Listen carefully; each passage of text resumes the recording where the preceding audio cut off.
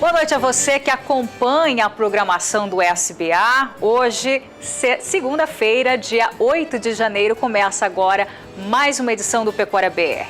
No programa de hoje, vamos falar sobre Laninha. Vamos saber quais os impactos desse fenômeno sobre as pastagens e também sobre o milho, segundo a safra. E por aqui a gente volta a falar sobre o Cadastro Ambiental Rural, o CAR. Você vai saber as novidades para 2018. Vai conhecer também aqui no Pecuária BR um pouco mais sobre a raça Bonsmara e também os preços atualizados do milho e do mercado pecuário. Hoje, segunda-feira, 8 de janeiro, está no ar o Pecuária BR. Seja bem-vindo.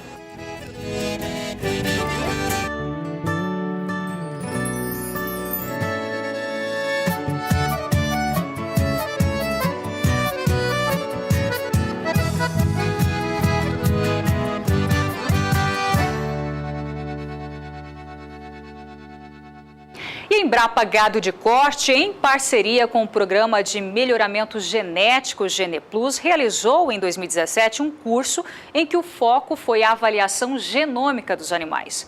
A repórter Kylie Rodrigues esteve lá e acompanhou, e vamos saber como foi no quadro Tecnologia e Produção.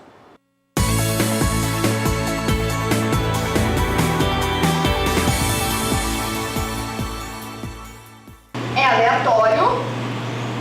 É um efeito de que tipo? Um efeito animal. Qual que é o arquivo de pedigree? PEG1.txt. Qual que é a posição no meu arquivo? Eu só tenho animal, pai e mãe. O curso de avaliação genômica por single step, que significa passo único, trata de softwares desenvolvidos pela Universidade da Geórgia, nos Estados Unidos, que permitem a incorporação da informação genômica nos processos de avaliação genética, que vão gerar DEPs melhoradas e serão utilizadas por criadores nos processos de seleção e melhoramento dos rebanhos.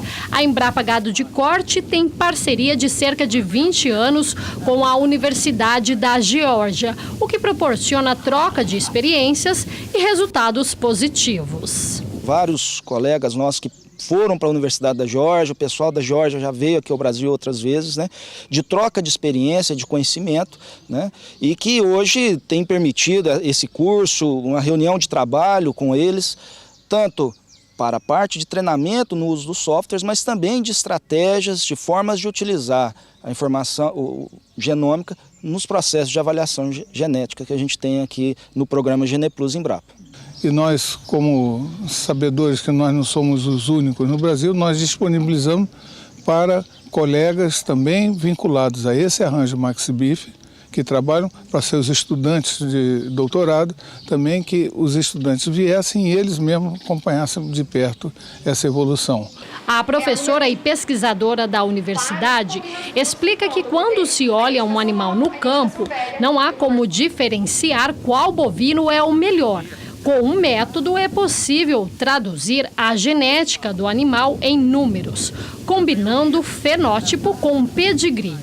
Nos Estados Unidos, a Associação de Angus está utilizando para fazer a avaliação genômica agora. Eles começaram em 7 de julho e eu auxiliei nessa implementação. A Charolais, também a Associação de Charolais, eles estão fazendo a transição do método genômico que eles usavam antes para o single step. Eu estou auxiliando nisso também. Se a gente pensar em outras espécies como gado de leite, tem a Zoetis, que é uma empresa que era Pfizer, né, a divisão animal da Pfizer, está usando para avaliação de características de saúde dos animais.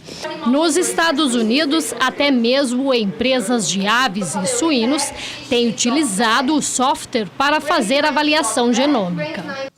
A utilização da genômica já é realidade mundial. De acordo com especialistas da área de melhoramento animal, o produtor que não utilizar a ferramenta corre o risco de perder espaço no mercado. E às vezes a gente pensa, tá, quantos animais eles estão genotipando? Porque aqui no Brasil a gente tem, aqui na Embrapa tem um projeto grande, talvez o maior número de animais genotipados, 10 mil, o que é muito bom, porque às vezes muitas raças, igual nos Estados Unidos, Charolais, deve ter mais ou menos 5 mil animais genotipados hoje.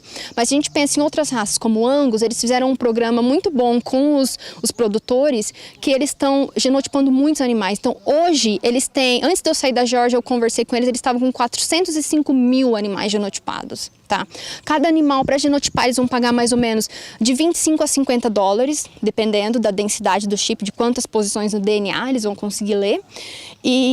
Mas o que tem o maior número de animais genotipados é o holandês americano. Eles têm 1.800.000 animais genotipados hoje. Como abordado no curso, a genômica é mais uma informação que proporciona tecnologias aprimoradas, visando maior confiança na escolha de animais produtivos, eficientes, com qualidade de carne, que é o que a sociedade como um todo busca. Kylie Rodrigues para o SBA. E a semana começa com instabilidades na região centro-sul do país. Vamos saber como essas chuvas podem impactar as pastagens já nos próximos dias com Juliana Rezende.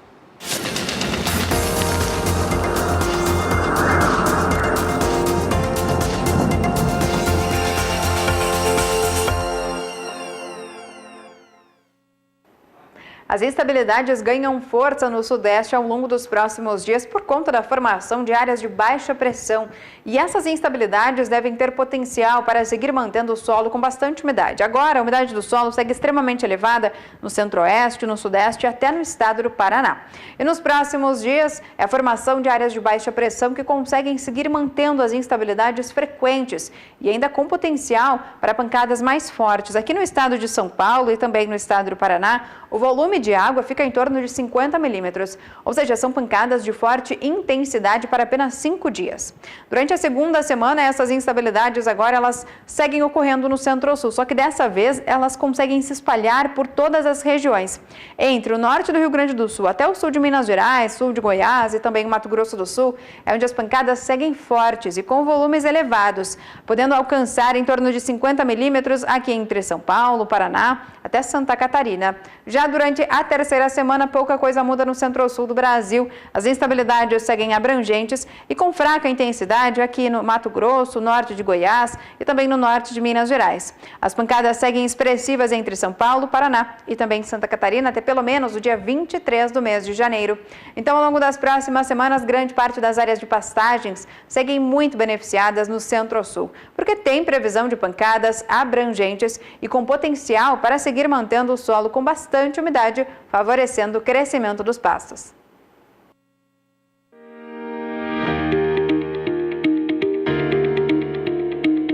Com a missão de liderar em soluções inovadoras para uma pecuária sustentável.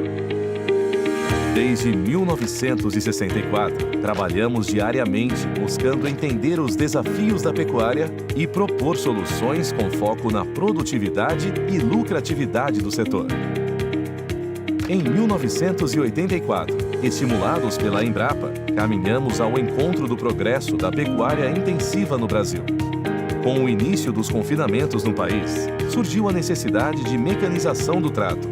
E, para ajudá-los a fazer a diferença, lançamos a primeira linha de misturadora de ração total da América Latina.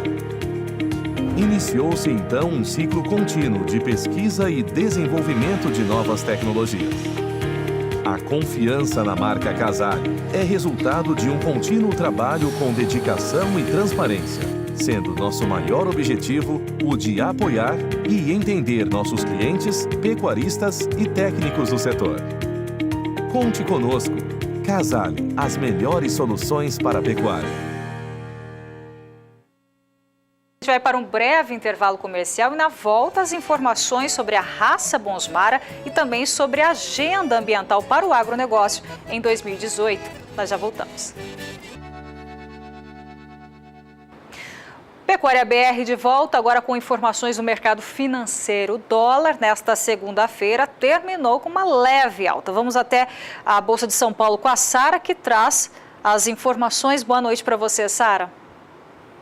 Boa noite, Renata. Boa noite a todos. Pois é, a primeira alta do dólar frente ao real do ano, né? Lembrando que na semana passada a gente acompanhou a desvalorização da moeda norte-americana e hoje, então, foi a primeira alta do dólar frente ao real. Durante o dia, a moeda norte-americana oscilou entre os R$ 3,22 e R$ 3,24. O que impactou hoje na valorização do dólar, não somente frente ao real, mas frente também a outras moedas, foi a declaração do Banco Central dos Estados Unidos, o Federal Reserve, de que os juros no país norte-americano terão 3 variações para cima durante o ano de 2018. Isso fez com que o dólar se valorizasse frente a diversas moedas. Frente ao real, a alta da moeda norte-americana hoje foi de 0,12% e o dólar comercial termina o dia de hoje, então, aos R$ 3,23 mais 80. O que também mexeu com o mercado hoje foi a declaração dos ministros, o ministro da Fazenda, Henrique Meirelles, e o ministro do Planejamento, Diogo de Oliveira,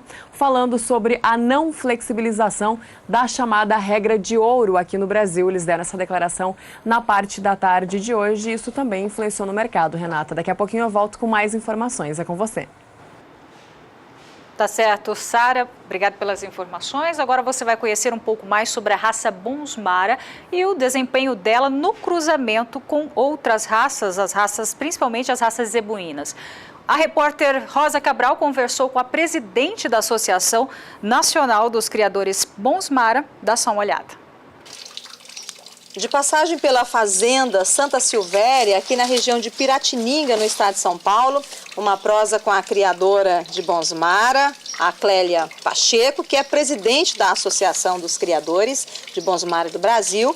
Ela que assumiu recente, nesse ano de 2017, né, Clélia? Foi 2017. Estamos aqui iniciando um trabalho numa raça que a gente acredita demais que vai proporcionar para a pecuária brasileira e proporciona uma alternativa muito interessante de animais adaptados.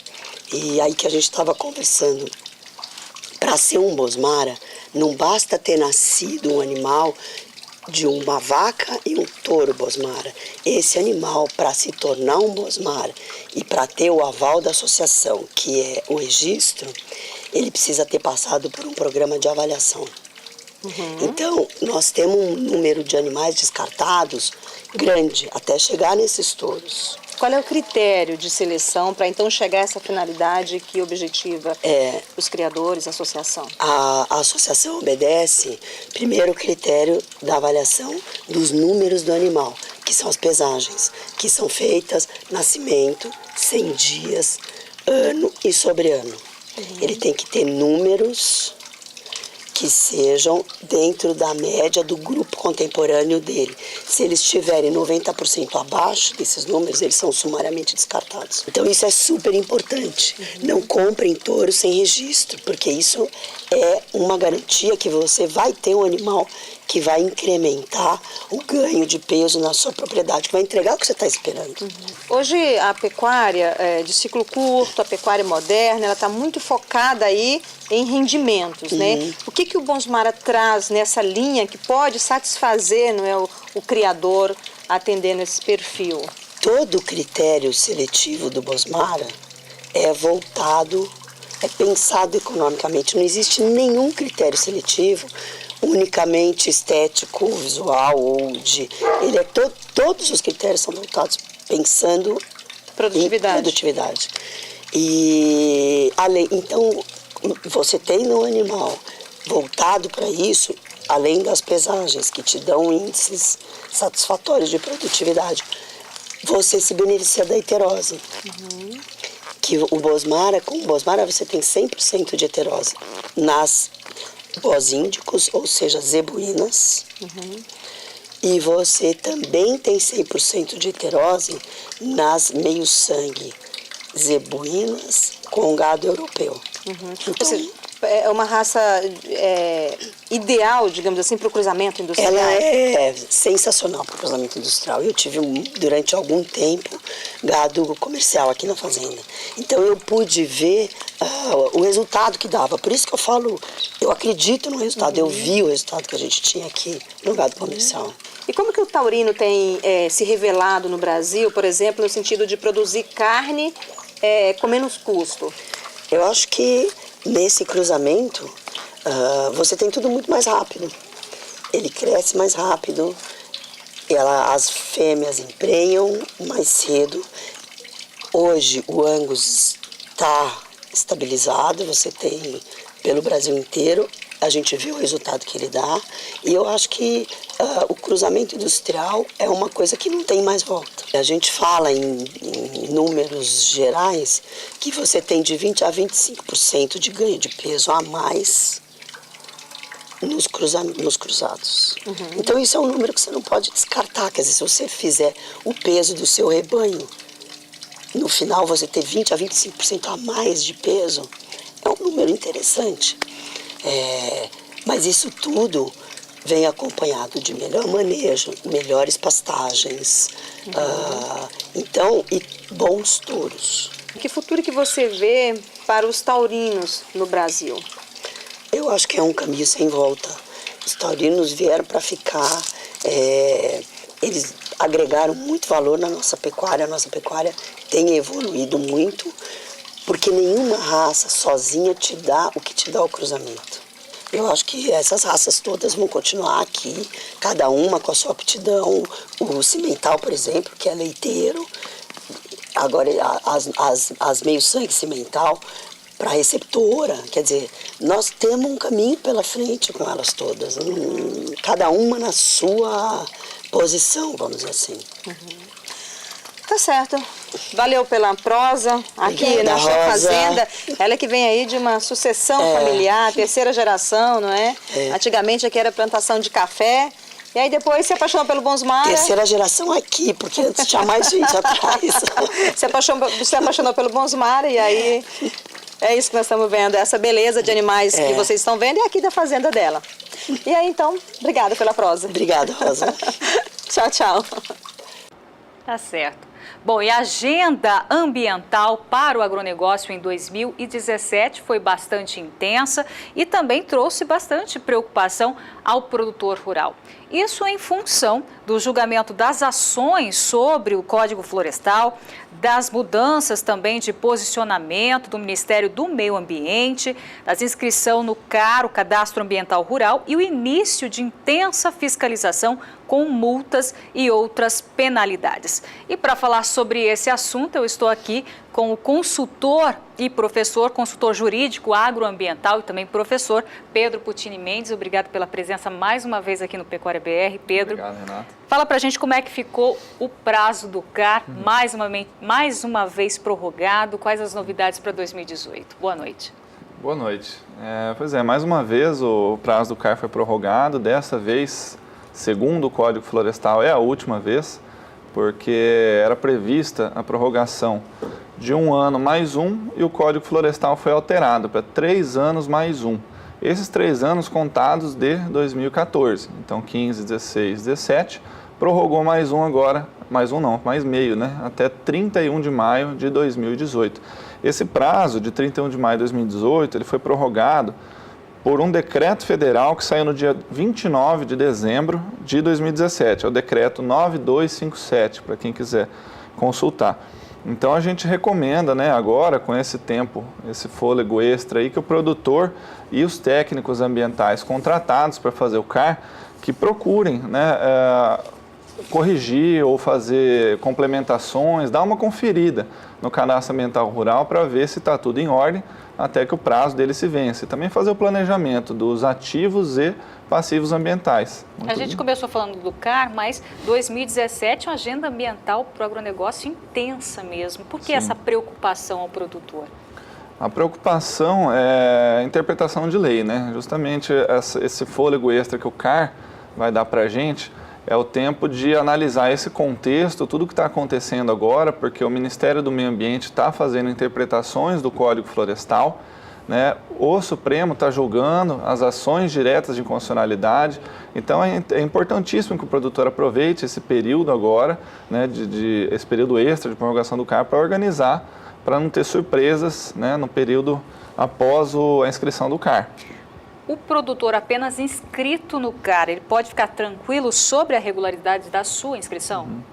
Sim, ele pode ficar tranquilo. Isso também é importante que o produtor saiba que isso é uma garantia legal. Isso é uma garantia que está prevista em lei, na verdade prevista no decreto 7830 de 2012. Porque esse decreto ele fala o seguinte, que enquanto não houver manifestação do órgão competente, ou seja, o órgão ambiental estadual ou o Ministério do Meio Ambiente, acerca das pendências ou inconsistências nas informações que foram declaradas e nos documentos apresentados, será considerado inscrito para efeitos do CAR, né, e para todos os fins previstos em lei.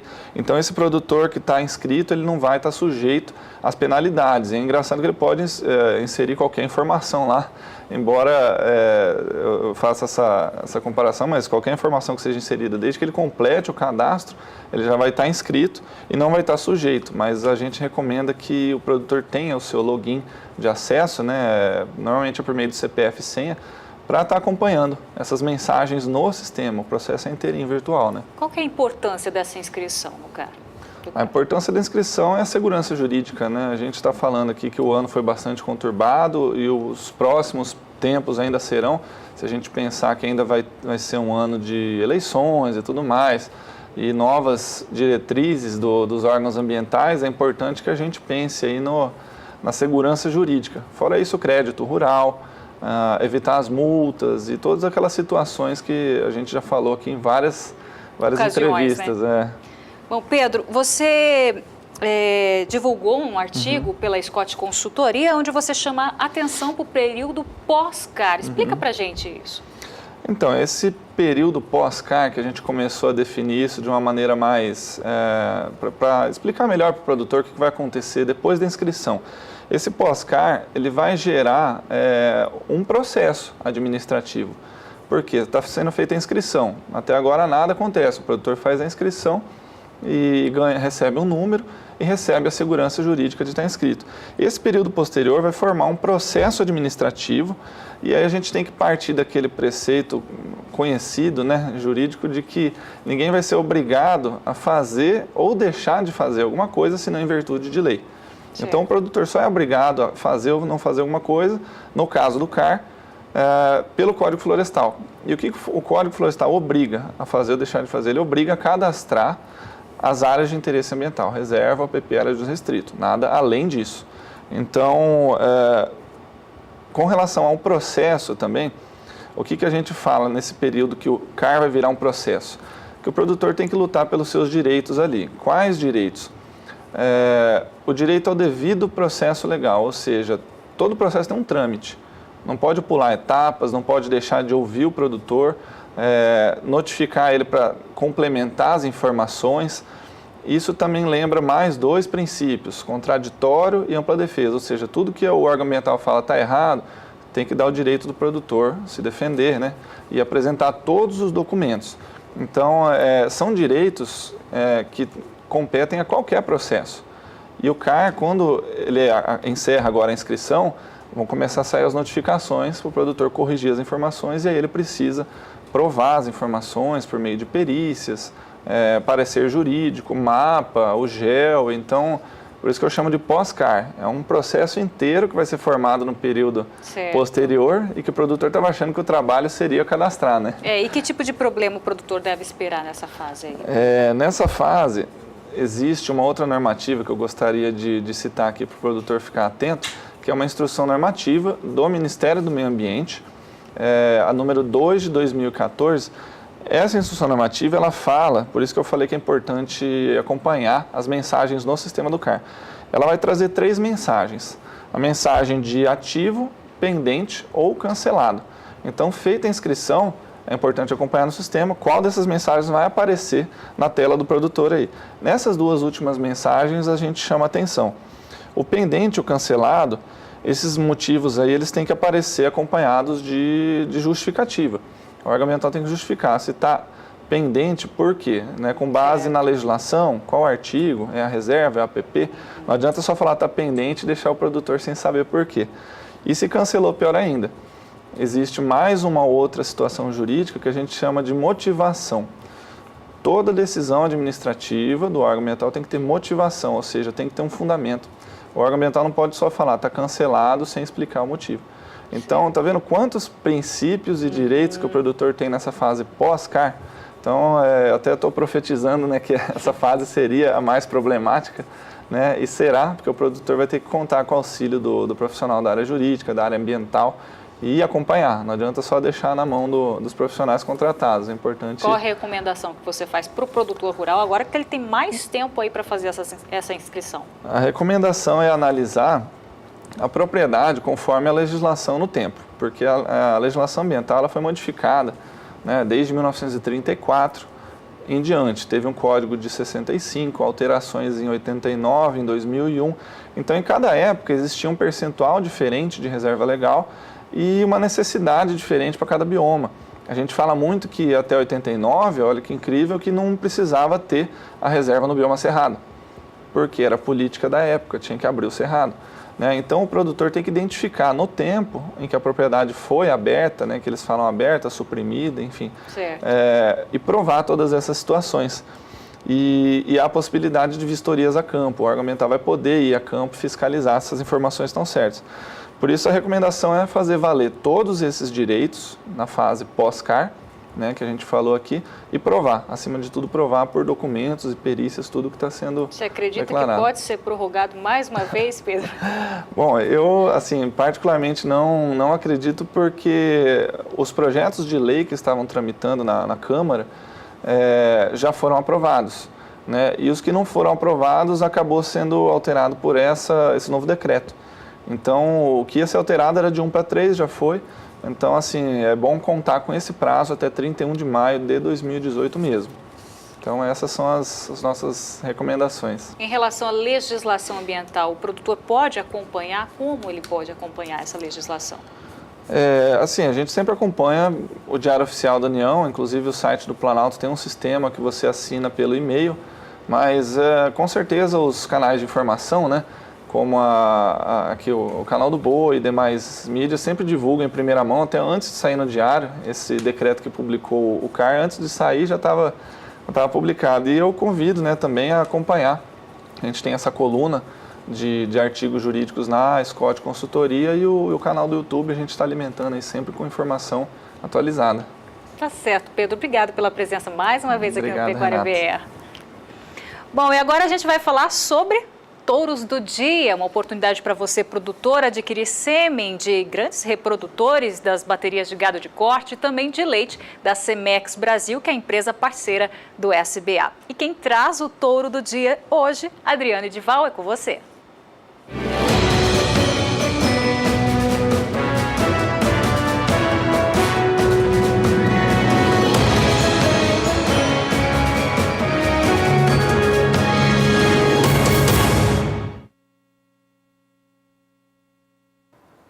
Olá, amigos, sejam bem-vindos a mais uma edição do Touros do Dia. Nesta participação, nós temos o objetivo de apresentar a você oportunidade de investimento. Eu te mostro um banco genético, são touros que fazem parte do catálogo de reprodutores de corte da Cemex e você faz o investimento, vai escolhendo o touro que mais encaixa no seu perfil, encaixa no seu rebanho. Nesta participação, eu vou falar de 2 reprodutores, vou falar do Jobim da Mundo Novo e vou falar também do Apolo Touro. O Apolo, um touro que já vai aparecendo na tela aí, é o primeiro touro que nós vamos falar, ele é Pint Grau, né? Olha o pedigree do touro, Pint Grau no Ópio CFM.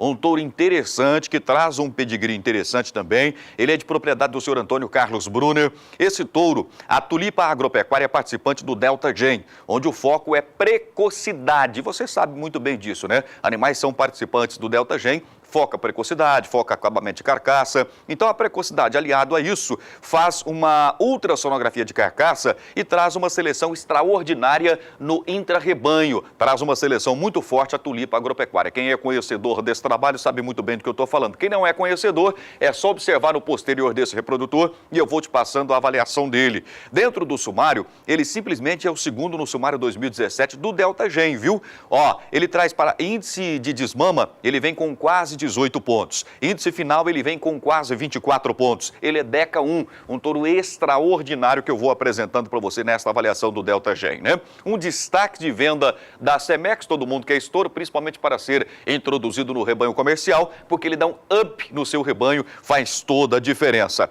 Um touro que vem com uma área de olho de lombo expressiva, com mais de 12 pontos, 12,52, conferindo alto rendimento de carcaça. Para cobertura de gordura na carcaça, ele está com quase 9 pontos. Acabamento nascimento precoce, touro que traz cobertura de gordura na carcaça, produz filhas mais precoces e filhas que tenham maior stayability, maior permanência no rebanho, são fêmeas mais férteis, são fêmeas que têm um alto índice de reconcepção, tudo isso ele é capaz de produzir. Ele tem um alto potencial genético para a produção de carne e qualidade em menos tempo. Então vale a pena. Foi o primeiro no intra-rebanho na sua safra lá na Tulipa Agropecuária. Vamos trocar o touro? Vamos passar para mais um touro. Eu quero mostrar o Jobim da Mundo Novo. Pode colocar na tela para mim um touro que esbanja a qualidade, esbanja com formação. Olha o corpo desse touro. Olha o touro que tem membros, tá aí, 60-40, 70-30 de repente. Tira da canela, põe na costela. Um touro comprido, bom volume de posterior, uma carcaça excepcional. Ele vem do criatório da Mundo Novo, como já o próprio nome dele já diz, Jobim da MN. Um touro que é coronel da Mundo Novo numa vaca de 2026 da Mundo Novo também. Uma das seleções mais conhecidas do Brasil, focada em seleção a pasto com desempenho. Inúmeros touros que ajudaram a mudar a pecuária nacional saíram da Mundo Novo, da genética Lengruber. É isso que eu estou falando para você. Então ele não tem nada de iludir, um touro que dá um refrescamento de sangue, dá um incremento produtivo aí no seu rebanho. Na ANCP, no MGTE, ele é top 2%. Destaque para as DEPs de desempenho, perímetro escrotal, stayability e área de olho de lombo também. No PMGZ, de índice, ele é top 2%. Destaque para DEPs de desempenho, perímetro escrotal e musculosidade também, né?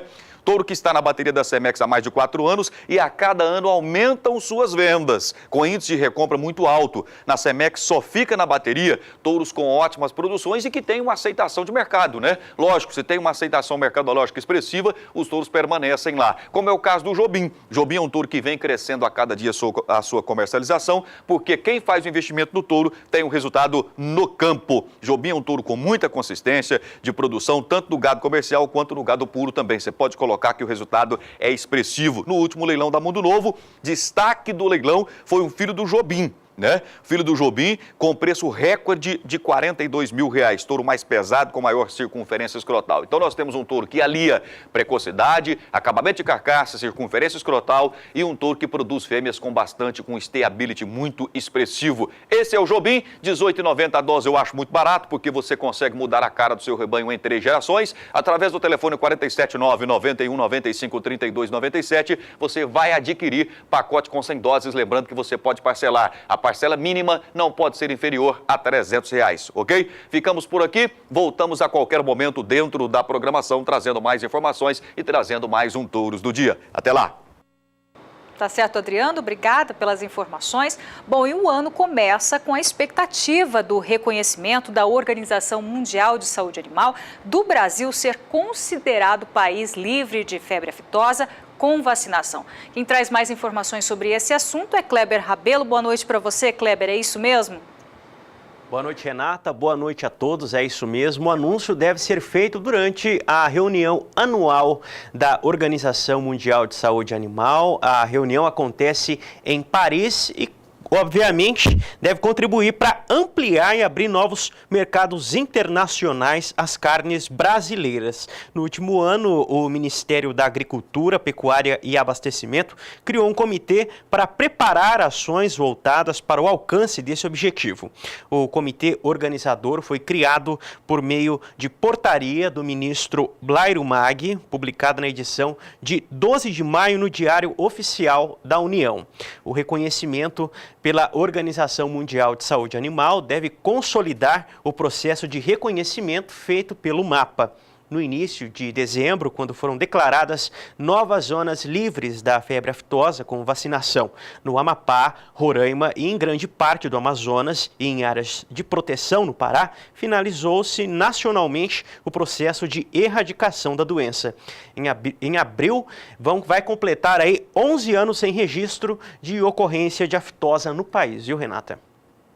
Tá certo, Kleber. Bom, a gente vai para um breve intervalo comercial e na volta vamos falar sobre o Laninha. Saiba quais os impactos desse fenômeno sobre as pastagens e também o milho segunda safra. Nós já voltamos.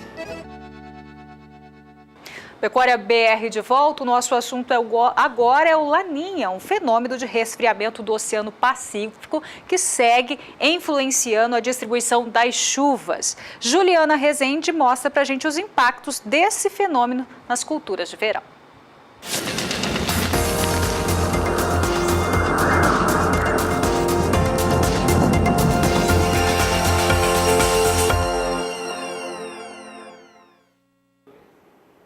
O resfriamento das águas do Oceano Pacífico Central define que estamos em ano de laninha. Isso ocorre por conta desse resfriamento das águas. E esse fenômeno, ele acaba por modificar a distribuição das chuvas no Brasil, mantendo pancadas de chuvas mais frequentes no centro e no norte do país e diminuindo a chuva na região sul, especialmente no Rio Grande do Sul. Agora, ao longo dos próximos períodos, como durante o mês de fevereiro, teremos pancadas de chuvas mais frequentes no centro do país e também na região norte. Na região nordeste, a chuva ainda pode diminuir. Isso por conta do Oceano Atlântico, que acaba que não dá suporte para manter as instabilidades mais frequentes.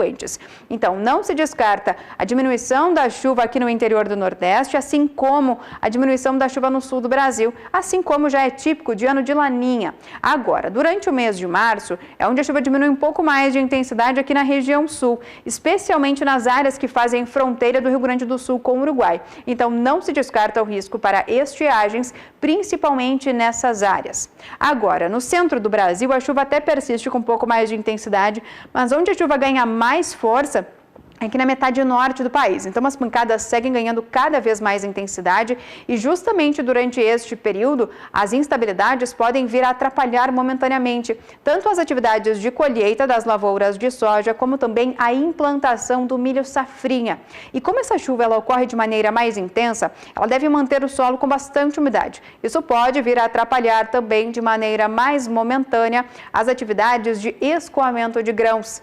Já durante o mês de abril, a tendência é que a chuva diminua de intensidade aqui no centro do Brasil, conforme nos aproximamos da estação do inverno. Então, segue tendo diminuição de chuva aqui nas áreas centrais do Brasil, a chuva ainda segue concentrada na metade norte do país e agora no Rio Grande do Sul, a chuva começa a aumentar um pouquinho mais de intensidade.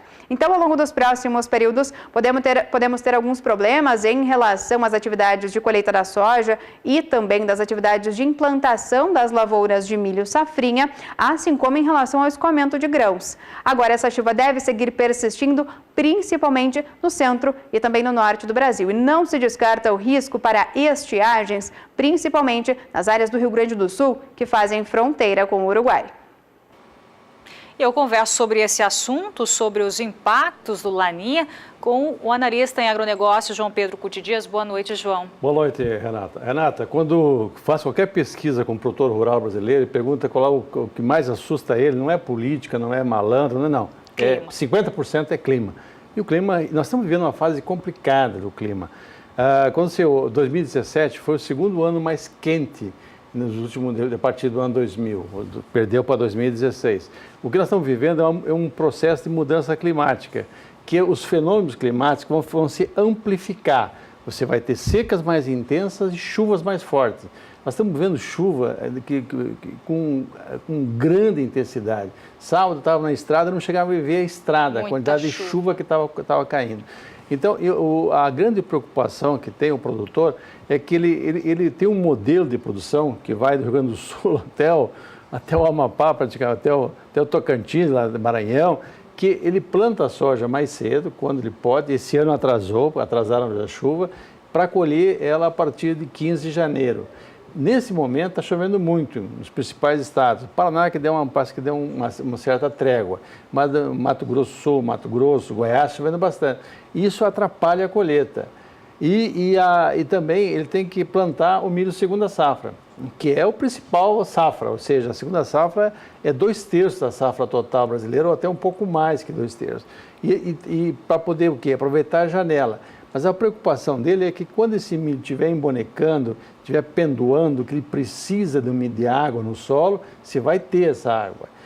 Em previsões meteorológicas, 72 horas você tem uma boa chance de acertar. 3, 4 meses é um pouco mais complicado. O que eles fazem? Eles pegam a situação do que aconteceu anos atrás e vê uma situação mais ou menos similar e projeta para daqui para frente, para esse ano, por exemplo. Então, o Laninha é um esfriamento das águas do Pacífico. Lá deve ter uma área de 40 milhões de quilômetros quadrados, uma profundidade até 200, 300 metros, que a água está fria. Então, esse volume fantástico de água, ele demora para esquentar. Ele está com -3, -4, que dá média. Então, esse fenômeno, a tendência dele é se prolongar até outono do ano que vem, desse ano, desculpe, 2018. E você tem prognósticos, o NOAA, que é um órgão americano que cuida da atmosfera e águas, ele projeta uma diminuição significativa das chuvas no Brasil, especialmente a partir de fevereiro, março.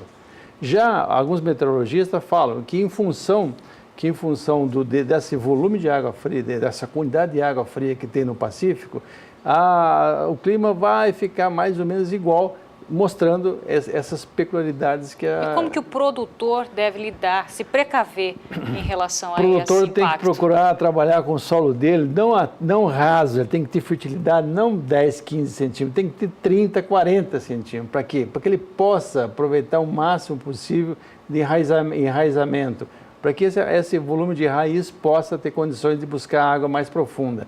Eu tenho algumas fotos de braquiária. Trabalhar, então, com orientações técnicas. Tem que procurar cada vez mais. E materiais genéticos que são tolerantes a essas questões climáticas, que sejam mais resistentes à seca, veranicos, etc.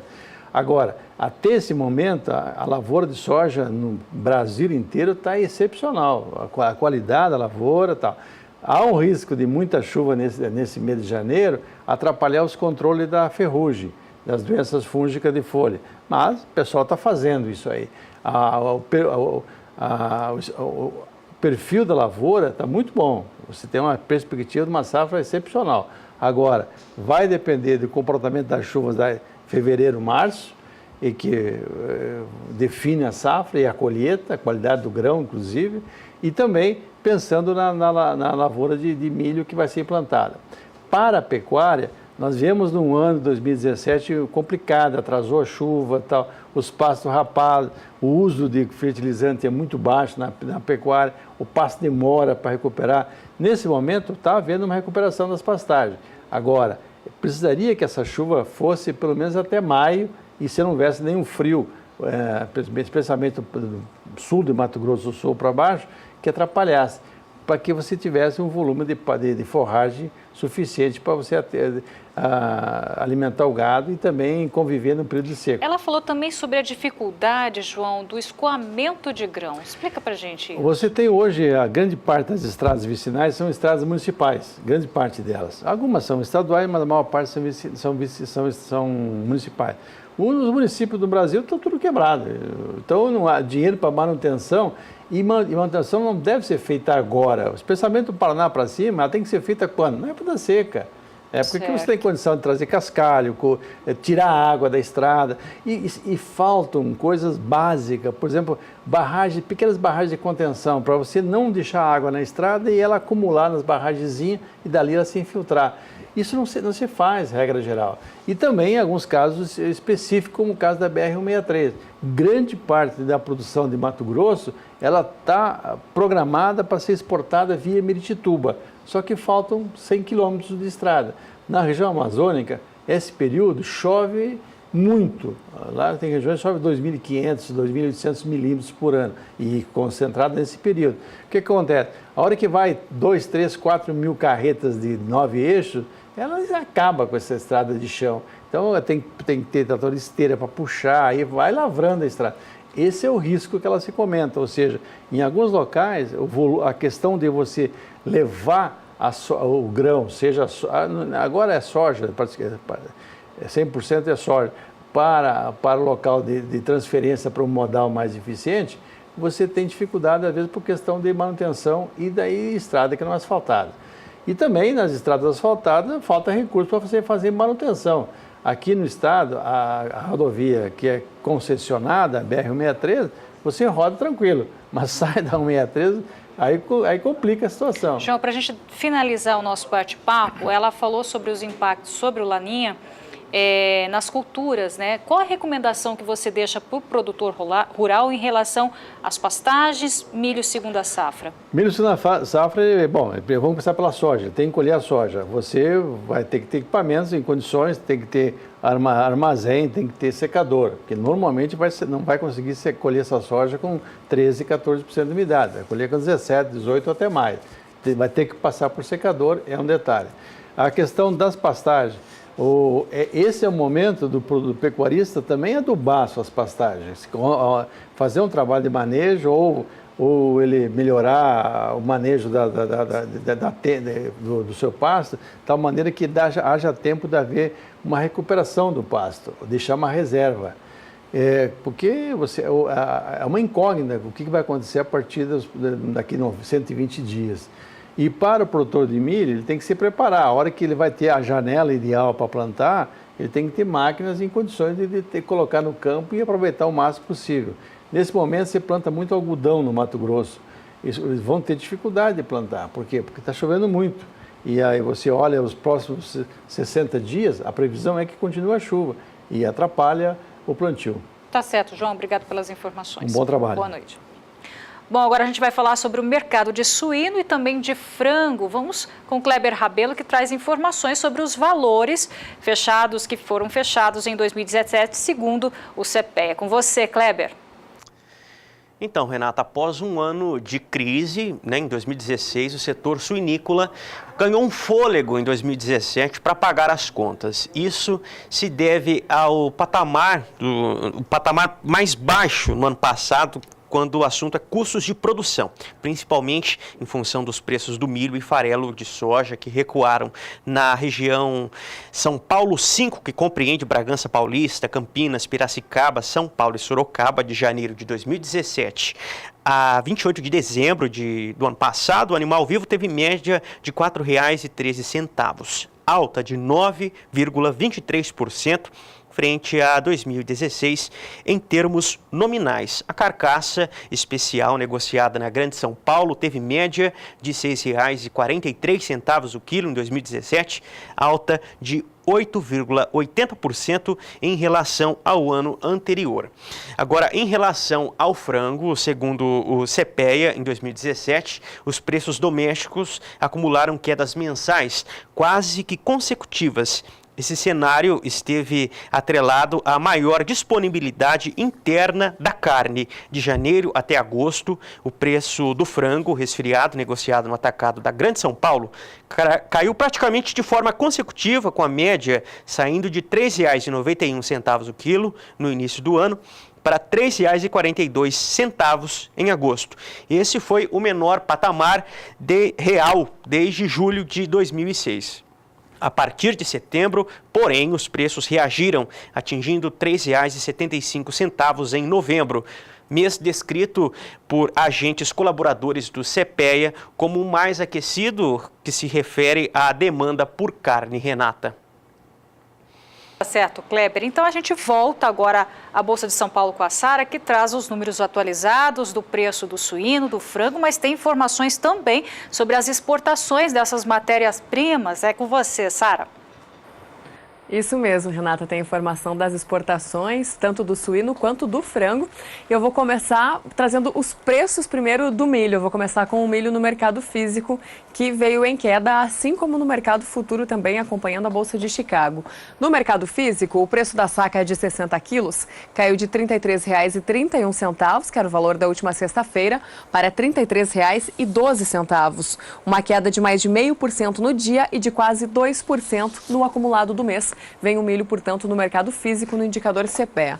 Mercado futuro também em queda hoje para o milho, que acompanhou também a queda do milho lá na Bolsa de Chicago, que teve uma queda ainda mais acentuada do que o milho BMF Bovespa que a gente está vendo aqui. Eu vou começar destacando os contratos que vencem agora em janeiro, que hoje caíram 1,24%. E o valor da saca, que na sexta-feira aparecia por R$ 33,12, hoje foi parar em R$ 32,71, subindo um pouco nos últimos negócios.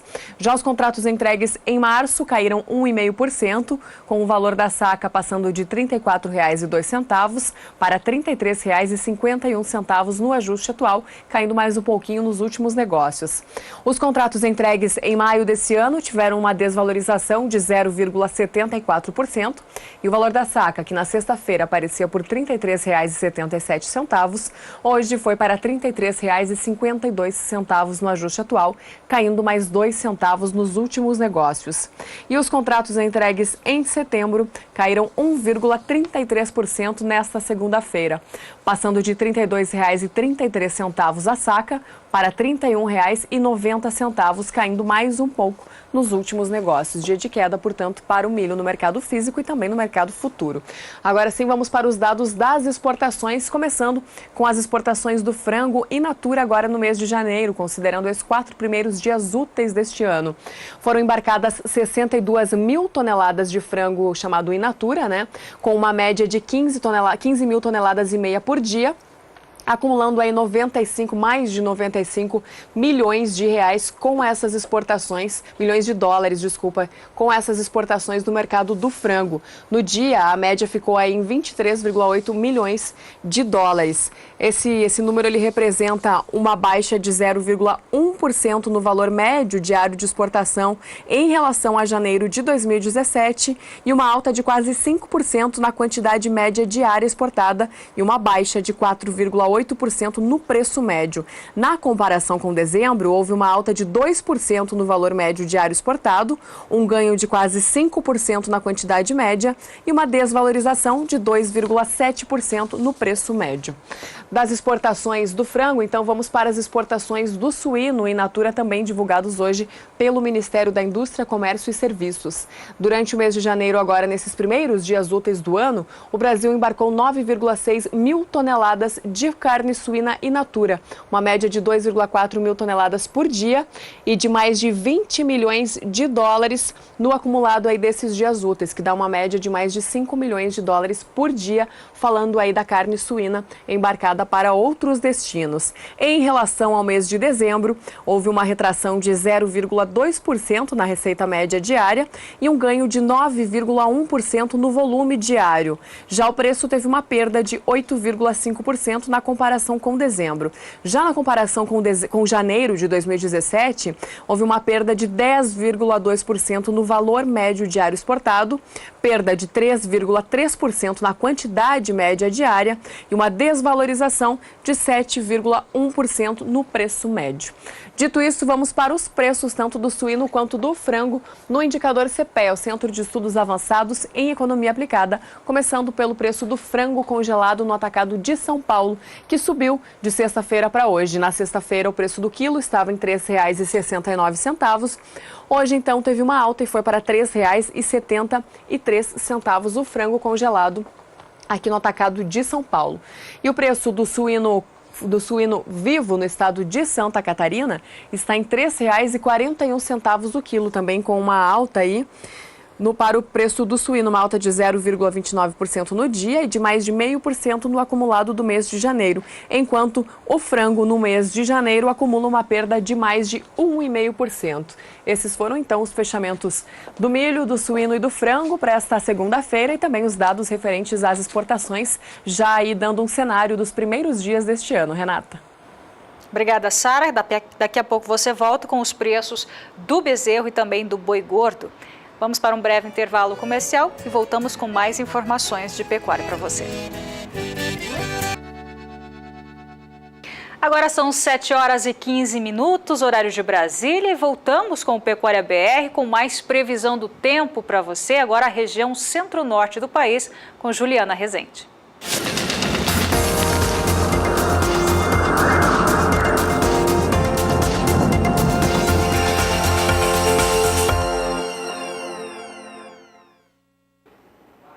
As temperaturas do ar mais elevadas e também a umidade relativa do ar está ainda um pouco mais expressiva, é que conseguem manter as instabilidades tropicais abrangentes e também frequentes na região norte. Agora, os índices de umidade do solo seguem bastante elevados, principalmente aqui nessas áreas em rosa do mapa. Então, tem previsão de chuva ainda ao longo dos próximos 5 dias na maior parte da metade norte do Brasil.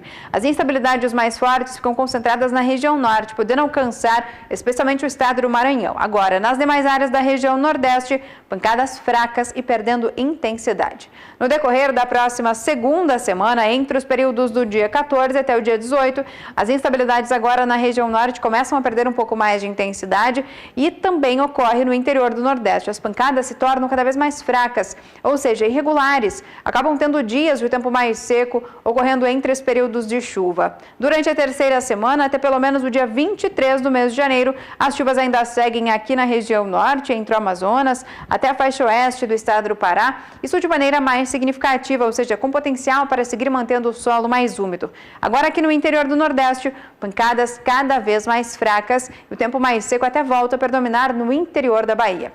Então, ao longo das próximas semanas, grande parte das áreas de pastagens da região norte ainda devem conseguir manter bom ritmo de crescimento, porque o solo ainda deve seguir com bastante umidade. Agora, no interior do Nordeste, conforme a chuva perde força, o solo também acaba perdendo mais umidade e acaba por prejudicar o desenvolvimento dos pastos. Vamos saber agora como está o mercado de reposição na análise da Scott Consultoria com Isabela Camargo. Olá a todos, o cenário foi de lentidão e poucos negócios no mercado de reposição nessa primeira semana de janeiro de 2018. Os pecuaristas ainda estão de férias, gradativamente voltam às compras e os leilões ainda não voltaram a funcionar. Então, isso acaba resultando em baixa movimentação para esse mercado. Os poucos negócios que acontecem, a gente observa uma maior busca pelas categorias mais zeradas e de giro mais rápido. A gente observa também uma maior movimentação nos estados como Rio Grande do Sul e Pará por causa da exportação de bovinos vivos. A Turquia ainda continua comprando, sendo uma importante compradora desse produto brasileiro, e isso acaba trazendo movimentação. Já a expectativa ao longo de 2018 é que a gente tenha ainda preços pressionados, em queda para o mercado de reposição, resultado da maior disponibilidade dessas categorias para este ano. Bom, por hoje é só. Eu sou Isabela Camargo, zootecnista e consultora de mercado da Scott Consultoria. Um abraço a todos e até a próxima. Voltamos à Bolsa de São Paulo. A Sara agora atualiza os preços do bezerro, do boi gordo, mas também tem informações sobre as exportações agora em janeiro de carne bovina in natura. É isso, né, Sara? Isso mesmo, Renata. A média das exportações diárias tiveram uma alta de 2,1% para a carne bovina in natura embarcada aqui do Brasil. Aqui na tela a gente consegue acompanhar. Foram embarcadas até agora, nesses primeiros dias úteis do ano, do mês de janeiro, mais de 13 mil toneladas de carne bovina in natura para diversos países para os quais o Brasil exporta. Na média diária, então, foram 4,3 mil toneladas por dia, mais de 73 milhões de dólares com essas embarcações de carne bovina in natura, representando mais de 19 milhões de dólares por dia. Esse número, o que ele quer dizer, Renata? Então, uma alta de 2,1% na média diária das exportações, na comparação com o mesmo período de 2017, E em relação a dezembro, porém, houve uma queda de 8,6% na média dos embarques. Mais uma vez, esses dados eles foram divulgados pelo Ministério da Indústria, Comércio e Serviços. Vamos então para os preços, começando com o preço do bezerro no mercado físico, indicador CPEA. O preço do bezerro permaneceu por R$ 1.151,85 por cabeça no estado de Mato Grosso do Sul, permanecendo, portanto, sem variação. É o mesmo preço que a gente viu aqui na última sexta-feira. No acumulado do mês, bezerro tem queda de mais de 1,5% neste mês de janeiro de 2018. O boi gordo teve uma alta no valor da arroba aqui no estado de São Paulo, que passou de R$ 146,60, que a gente viu na última sexta-feira, para R$ 147,15 o valor da arroba. Uma alta de 0,38% no dia e de 0,79% no acumulado do mês. A arroba do boi gordo, portanto, em alta no mercado físico, de acordo com o indicador CPEA, para o estado de São Paulo. No mercado futuro, o boi gordo teve queda nos principais contratos hoje aqui na Bolsa de Valores de São Paulo. Os contratos que vencem agora em janeiro tiveram uma desvalorização de 0,37%. E o valor da arroba, que na sexta-feira aparecia por R$ 147,55, hoje então caiu para R$ 147,00 no ajuste atual, 55 centavos a menos. E assim permaneceu também nos últimos negócios. Foram 840 negociações para o contrato de janeiro. Já os contratos entregues em fevereiro deste ano tiveram uma leve alta de 0,03% e, com isso, o valor da arroba no ajuste atual foi para R$ 146,35, subindo mais 15 centavos nos últimos negócios. Já os contratos entregues em março tiveram uma queda de 0,31% e passaram dos anteriores R$ 146,70 a arroba para R$ 146,25 no ajuste atual. Por último, eu gostaria de destacar então o contrato que vence em outubro deste ano, que é o mês referência no mercado do boi gordo, que teve aí uma leve queda de 0,07% em relação à última sexta-feira. Com isso, o valor da arroba para outubro foi para R$ 152,95 no ajuste atual. Esse foi então o fechamento do preço do bezerro dessa segunda-feira e também boi gordo no mercado físico e mercado futuro. Renata, com você mais uma vez. Tá certo, Sara, obrigado pelas informações, até amanhã. Bom, agora você fica com a análise de Iberville Neto, da Scott Consultoria, sobre o mercado do boi gordo desta segunda-feira. Olá, o mercado do boi gordo começou essa segunda-feira, 8 de janeiro de 2018, pressionado negativamente. Nós tivemos desvalorizações em pouco mais de 1/3 das praças pesquisadas pela Scott Consultoria. E a expectativa é que, para o curto prazo, esse cenário se mantenha, uma vez que nós temos observado os pecuaristas voltando às negociações com um aumento de oferta, mesmo que essa não esteja abundante, mas tem sido suficiente para que os frigoríficos, devido à demanda lenta por carne bovina, façam suas escalas, mantenham suas compras em um patamar relativamente confortável. E isso gera os testes de valores menores, que têm gerado efeitos nos preços de referência, com desvalorizações que têm sido observadas. Então a expectativa para o curto prazo é essa, e também nós já nos aproximamos, nós já passamos do período de início de mês, que mesmo sendo janeiro um mês de consumo mais lento, o começo de mês acaba tendo seu efeito positivo. Então, ao longo do mês nós temos impostos e gastos, e a população endividada com os gastos do final do ano, e isso acaba afetando negativamente o consumo, e a expectativa para o curto prazo é de um mercado pressionado. Bom, por hoje é só. Meu nome é Iberville Neto, sou médico veterinário e consultor da Scott Consultoria. Obrigada, Iberville. Agora vamos às cotações do boi gordo à vista, segundo a apuração feita pela Scott Consultoria, que apura para uma boiada comum.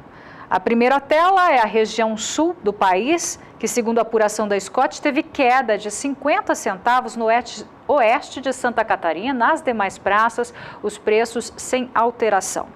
Agora, a região norte teve queda de R$1 em Marabá, no Pará, alta de R$1 em Paragominas, no Pará, alta também de R$1 no sul do Tocantins e queda de R$1,50 no norte do Tocantins. Nas demais, tudo igual. Região Nordeste, alteração no oeste do Maranhão, uma alta de R$1 em relação à cotação do boi gordo à vista da última sexta-feira, então teve alta no oeste do Maranhão. Na região Centro-Oeste, teve queda de 50 centavos em Goiânia, Goiás, queda de R$1 em Cuiabá, no Mato Grosso, alta de R$1 no norte do Mato Grosso e queda de R$1 no sudoeste do estado de Mato Grosso. Para a gente finalizar, a região sudeste agora, na sua tela, Barretos, São Paulo, queda de 50 centavos, Araçatuba também teve queda de 50 centavos, Belo Horizonte, Minas Gerais, teve queda de R$1, queda também no Triângulo Mineiro de 50 centavos, queda de R$1 no sul de Minas e R$1 também no norte de Minas e queda de R$2 no Rio de Janeiro. A outra fonte de apuração de preços que a gente sempre exibe aqui no Pecuária BR também é a Rural Business, que apura para uma boiada de bom acabamento de carcaça e também de boa logística entre a indústria e a fazenda. A gente começa pela região sul do país, que, segundo a apuração da Rural, teve alta de R$2 no Paraná, nas demais praças preços estáveis. Norte não teve alterações, portanto, mesma cotação da última sexta-feira. Assim também como a região Nordeste não teve alteração, também na região Centro-Oeste sem mudanças no preço do boi gordo à vista e, por último, na região Sudeste, com a apuração da Rural Business também sem nenhuma alteração. O Pecuária BR vai ficando por aqui. Para você, obrigada pela companhia, para você um ótimo início de semana e até amanhã. Fica agora com o nosso chefe Renato Lapenta com o Brasil Gourmet. Até amanhã. Tchau, tchau.